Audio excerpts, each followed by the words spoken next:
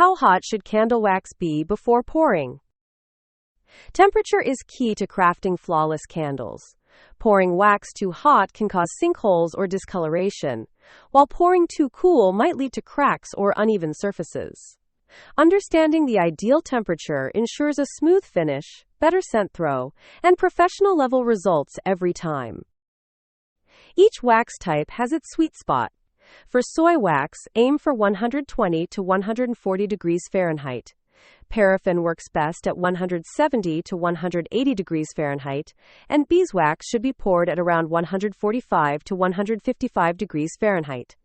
Check your wax manufacturer's guidelines as a starting point, and adjust slightly for your specific process.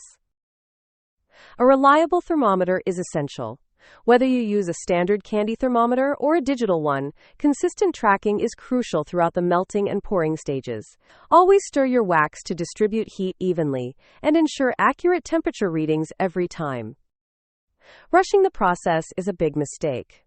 Pouring when the wax is too hot can harm fragrance oil retention and create air bubbles. On the other hand, pouring too cool can cause uneven textures. Always prep your workspace and containers to reduce risks and ensure consistent results. Every candle maker develops their own rhythm. Experiment with small batches to test how temperature impacts your wax. Note adjustments as you go, creating a process that works best for your materials, scent, and style. Over time, perfect pours will feel second nature.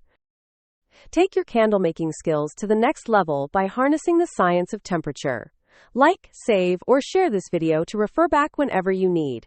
Subscribe for more beginner-friendly tutorials, and let's illuminate this craft together. Happy candle making!